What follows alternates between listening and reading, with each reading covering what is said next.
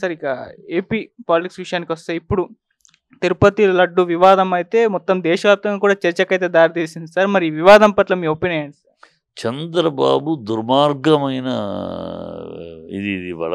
చంద్రబాబు ఎంత దుర్మార్గుడిగా తయారయ్యాడంటే, ఇప్పుడు అది ఎప్పుడు తన అధికారంలో ఉండగా కూడా ఎప్పుడు జరుగుతూ ఉంటుంది. 2014 నుంచి 19 వరకులో చంద్రబాబు హయాంలో 14 సార్లు రిజెక్ట్ అయింది. రొటీన్ అది. వచ్చినప్పుడు 11 పాయింట్లు ఉన్నాయి రిజెక్షన్ చేయడానికి. వాళ్ళు రాగానే ఆ సర్టిఫికేట్ అసలు ఎన్డీడీ సర్టిఫికేట్ తీసుకుంటారు. ఆ సర్టిఫికేట్ ఉంటేనే బండి లోపలికి ఎంట్రీ అయినాక 3 శాంపుల్స్ తీసుకుంటారు.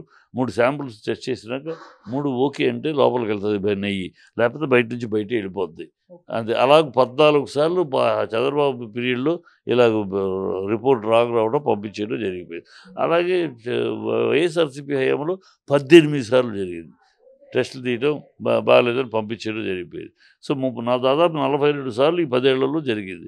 ఇది రొటీన్. ఇక బ్రహ్మాండమైన చెకింగ్ సిస్టమ్ ఉంది. రావడం, చెక్ చేయడం, 3 శాంపుల్ తీయడం, అయితేనే లోపలికి పంపించడం, అప్పుడే అది వంటకంలోకి వెళ్తుంది. అంతే మామూలుగా వెళ్ళదు. అసలు అలాంటిది ఇవాళ రిపోర్ట్ వచ్చింది. జూలైలో రిపోర్ట్ వచ్చింది. జూలై 12వ తారీఖు పంపించారు. జూలై 20వ తారీఖు రిపోర్ట్ వచ్చింది. రిపోర్ట్ తెల్ల వెళ్ళిపోద్ది, ఆ బండి వెనక్కి వెళ్ళిపోద్ది. అదేదో నెయ్యి వెళ్ళిపోయినట్టు, వంటశాలకు వెళ్ళిపోయినట్టు, ఆ నెయ్యి కలిపేసినట్టు, లడ్డులో చేసినట్టు, ప్రజలు తినేసినట్టు, ఎంత అబద్ధపు ప్రచారము. ఒక తిరుమలేశుడి విషయంలో అది కూడా రాజకీయం కోసం, తన లబ్ధి కోసం ఇంతగా వాడేసుకుంటే చంద్రబాబు ఏమనాలి మనిషిని?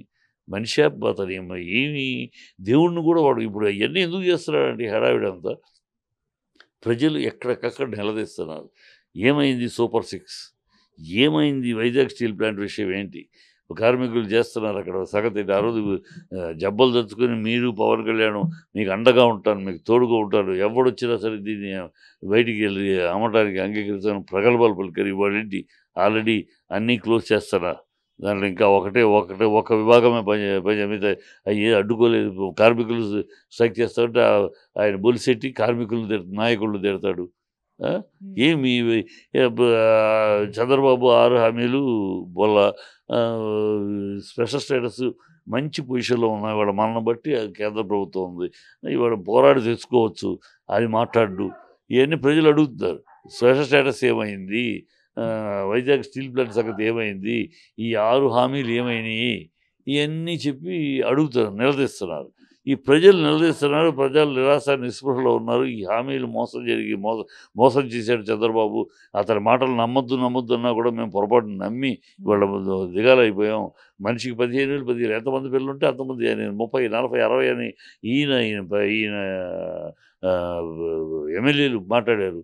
అవన్నీ ప్రజలు అడుగుతారు. మీరే కదా చెప్పారు, మేము చెప్పమన్నా మీరే కదా చెప్పారు అని అడుగుతున్నారు. ఈ నుంచి డైవర్ట్ చేయటం కోసం వీళ్ళ ప్రజలు ఈ విషయాన్ని ఇలాంటి తిరుపతి తీసుకొస్తే ఇలాంటిది అందరూ చర్చిస్తారు, ఆ విషయం మర్చిపోతారు. ప్రజలేం మర్చిపోరు. ఈ డ్రామాలు ఏమి సాగవు.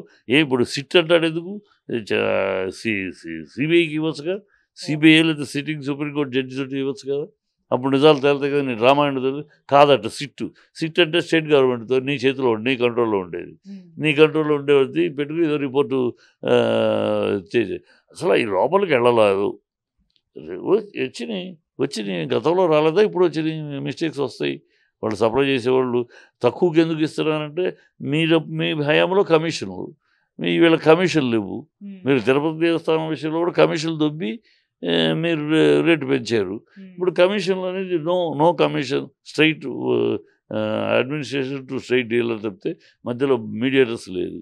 ఎందుకు మరి ఆ రోజు కమిటీలో దీన్ని యాక్సెప్ట్ చేసినప్పుడు కమిటీలో అందరూ మేజర్గా బీజేపీ వాళ్ళే ఉన్నారు. వాళ్ళ కమిటీకి తెలుసు అన్నీ, ఎవరు నేను చేస్తారో ఏం తెలుసు. మరి అప్పుడు కమిటీ వాళ్ళు ఎందుకు ఒప్పుకున్నారు ఈ కంపెనీని కదా? అది కంపెనీ ఏ కంపెనీ గతంలో నువ్వు చేసినప్పుడు కంపెనీను తప్పులు జరుగుతాయి. దీంట్లో 11 కారణాలు, ఒక కారణం కాదమ్మా, 11 కారణాలు ఉంటాయి. 11 కారణాల ప్రకారం ఆ టెస్ట్లో 11 ఉంటే అన్నీ పాస్ అయితే సక్సెస్, లేకపోతే పంపించేస్తారు. అలాగే ఇంతవరకు ఈ 10 ఏళ్లలో 2014 నుంచి ఇప్పటిదాకా 42 సార్లు రిజెక్ట్ చేయబడింది. నీ హయాంలో 14 సార్లు, ఆయన హయాంలో 15 సార్లు. ఇంకా దీన్ని ఏదో తప్పుడు జరిగిపోతుందని కథలు చెప్తే ఎట్లా? ప్రజలు మభ్యపెట్టాలి, ప్రజలు మోసపుచ్చాలని తప్పితే దౌర్భాగ్యం దేవుడి విషయంలో చంద్రబాబు ఇంత ఇది పనికిరాదు. ఒకసారి దేవుడు కనికరించి బతికించాడు. ఇలా చేస్తే గట్టైన శిక్ష వేస్తారు. సార్ ఈ సిచ్యువేషన్ అనేది జగన్మోహన్ రెడ్డి గారు అయితే నెగిటివ్‌గా అయిపోయింది. ఫుల్ దేశవ్యాప్తంగా కూడా చాలా మంది విమర్శ అయితే దారి తీసింది. దీన్ని ఆయన హ్యాండిల్ చేయడంలో ఫెయిల్ అయ్యారా అని అనుకోవచ్చా? ఎవరు? జగన్మోహన్ రెడ్డి గారు. ఏం ఫెయిల్ అవ్వలేదు. జగన్మోహన్ రెడ్డి అందుకని ప్రైమ్ మినిస్టర్‌కి 9 పేజీల లెటర్ రాశాడు. ఈ డ్రామాకి ముందు తెర తీయండి మీరని. ప్రైమ్ మినిస్టర్ ఇన్వాల్వ్ అవ్వాలి. ప్రైమ్ మినిస్టర్ ఇన్వాల్వ్ అయ్యి, ఎందుకంటే ఇది దేశ మొత్తానికి సంబంధించిన విషయం. ఈ డ్రామాలు దేవుడి పేరు మీద ఈ డ్రామాలు ఆడటం, దేవుడి యొక్క విలువని తగ్గించడం, అసలు బుద్ధి ఉందా? ఇలాంటి జరగద్దా? అంత సిస్టమ్ ఉంటే గౌరవంగా ఆ సిస్టమ్ ఎప్పుడు ఇది కూడా ఎందుకు తీసుకొచ్చాడు? ఎప్పుడు జూలై 12, ఎప్పుడు అక్టోబరు 20లో అక్టోబర్ 20 తారీఖు 19 ఎప్పుడు జూలైలో చేసి ఎందుకు 3 నెలలు ఆగావు? దీన్ని పొలిటిసైజ్ చేసి దీన్ని అడ్వాంటేజ్గా వాడుకుంటాని కోసం టైం కోసం ఎదురు చూశాడు. ఇప్పుడు ఎప్పుడైతే అక్కడ విశాఖ ఉక్కు దగ్గర కార్మికులు స్ట్రైక్ చేస్తూ ఆందోళన చేస్తున్నారో దాని నుంచి ప్రజల దృష్టి మరల్చడానికి ఇది తీసుకొచ్చాడు. నిజాయితీ ఉన్నవాడైతే 2012లో వెళ్ళింది, 2020లో 22వ తారీఖు 23వ తారీఖు రిపోర్ట్ వచ్చింది. ఆ రోజు చేసి ఉండొచ్చు కదా. ఆగస్టు, సెప్టెంబరు 2.5 నెలలు ఎందుకు ఆగినట్టు? ఈ సమయం కోసం అతని దగ్గర ప్రతిదీ రాజకీయం చేయటం, గ్లోబల్ ప్రచారం, ప్రతిదీ ఒక రాజకీయం చేసి తద్వారా లబ్ధి పొందటం, ప్రజల్ని కంగారు పెట్టేసి మభ్య పెట్టేసేసి ఏదో చేసేసి తను ఎస్కేప్ అవటం అసలు బాధ్యత నుంచి. అతను ఒక దుర్మార్గుడు, దుర్నీతి, దుస్సాహసమైన రాజకీయ నాయకుడు. అతను లాంటి ఒక క్షుద్ర రాజకీయ నాయకుడిని నా జీవితంలో చూడలేదు. అన్నీ క్షుద్రమే, ఏది కూడా ఒక జెంటిల్నెస్, నీట్నెస్ ఉండదు. అంత క్షుద్ర పెద్దాన్ని ఎట్లా తిప్పాలి, ఎట్లా వంకర బుద్ధి, వంకర ఆలోచన, వంకర లక్షణాలు. దేవుడి విషయంలో కూడా ఆఖరికి అతను వంకర బుద్ధి బయటపడుతుంది. పవన్ కళ్యాణ్ గారు కూడా సార్ నిన్న ఇదే ఇష్యూ పైన మాట్లాడుతూ ఆయన దీక్ష కూడా తీసుకున్నారు, ప్రాయశ్చిత్త దీక్ష తీసుకున్నారు. ఆయన పవన్ కళ్యాణ్ గారు ఏమాత్రం చిత్తశుద్ధి ఉంటే, ఏమాత్రం రీతిగా నేను రాజకీయాలు చేయడానికి వచ్చాను, నిజాయితీగా రాజకీయాలు చేయడానికి వచ్చిన మాట, అది గుండెల్లోంచి మనసులో నిజంగా వచ్చిన మాట అయితే ముందు అతను చేయాల్సిన దీక్ష ఏదంటే, క్షమాపణ ఏదంటే, 32,000 మంది అమ్మాయిలు తప్పిపోయారు నాకు ఒక ఆఫీసర్ చెప్పాడు అని పచ్చి అబద్ధమాడి ఇక్కడ ఆందోళన కలిగించి ప్రజల్ని మభ్యపెట్టి ఓట్ల కోసం దౌర్భాగ్యమైన అబద్ధమాడి, ఇది అబద్ధమని పార్లమెంట్లో తేలిపోయేది, అబద్ధమాడి ఆంధ్ర రాష్ట్ర పరువు తీసి, ఆ టైంలో ఆంధ్ర రాష్ట్రానికి ఆడపిల్లని ఇవ్వడానికి కూడా ఇతర రాష్ట్రాల్లో తెలుగు వాళ్ళు భయపడిపోయారు. అంత ఆంధ్ర రాష్ట్ర పరువుని తీసి అంత పచ్చి అబద్ధాన్ని నిస్సిగ్గుగా మాట్లాడి ప్రజలను మభ్యపెట్టినందుకు ముందు ఆయన దానికి క్షమాపణ చెప్పాలి. అందుకు పరిహార దీక్ష చేయాలి. అది చేస్తే ఇవన్నీ డ్రామాలు, థియేట్రిక్స్ పక్కన పెట్టి ఇవన్నీ డ్రామాలు ఏదో ఆయనే అన్నాడు, మా నాన్న హారతి కప్పు దేవుడికి ఇచ్చి హారతితో సిగరెట్ వెలిగించుకున్నాడని. మొన్న ఇంకో దాంట్లో ఎక్కడో గతంలో పంది మాంసం తినటం తప్పులేదు వివేకానందుడు అన్నాడు. ఈయనకి ఎప్పుడు అన్నాడు వివేకానందుడు పంది మాంసం తినొచ్చు అని ఎప్పుడు అన్నాడు తెలియదు. ఈయన అన్నీ ఇలాంటి కళ్ళబుల్లి మాట, సొల్లు కవులు మాట్లాడి ప్రజల్ని మభ్యపెట్టి ఇవాళ ప్రజల్ని తీసి అందుకు క్షమాపణ చెప్పాలి. ప్రజలకి నేను తప్పు అబద్ధం చెప్పాను, నేను రీతిగా నిజాయితీగా రాజకీయం చేస్తానికి వచ్చి ఇలాంటి పచ్చాబద్ధాలు ఆడాను, నన్ను క్షమించండి తను చెప్పుతో తను కొట్టుకుని పరిహార దీక్ష అప్పుడు చేస్తే అది విలువ. ఈ పరిహార దీక్ష ఈ డ్రామాలు ఎందుకు? సార్ ఇటు అదే వివాదం పైన మన ప్రెసిడెంట్స్గా పోటీ చేసిన మంచు విష్ణు గారికి అండ్ ప్రకాష్ రాజ్ గారికి మధ్య కూడా ట్విట్టర్లో ఒక వార్ జరిగింది సార్. ఇప్పుడు దానిపైన కూడా మీరు ఎవరు స్టాండ్స్? ప్రకాష్ రాజు గారు దీన్ని తీసుకెళ్ళి ఇది హిందూ మతంలో మనకున్న హిందువుల మధ్య ఉన్న గొడవ అమ్మ, ఆ దేవుడు అది ఏదో ఇక్కడ తేల్చుకుంటారు. దీన్ని మత సామరస్యం అంటే మతాలు రెచ్చగొట్టమంటే బుద్ధి లేదు కదా వాడికి అసలు వాడు ఒక సన్నాసి, వాడి దేవుడు లేడు అంటాడు. ఈ ఎక్కడికక్కడ ఇది అంటాడు, వాడికి హాఫ్ నాలెడ్జ్ ఫెలో వాడు. పవన్ కళ్యాణ్ ఎలా అయితే వివేకానందుడు 10 మాంసం చెప్పాలని చెప్పి ఒక అర్ధరహితమైన వీడు అంతకు మించిన హాఫ్ నాలెడ్జ్ ఫెలో. ఏదో అందరూ దేవుడు అంటున్నారు, మనం కాదనాలి.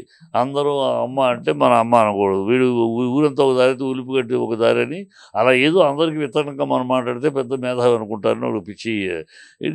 దీనికి మత సామరస్యానికి సంబంధం ఏంటి?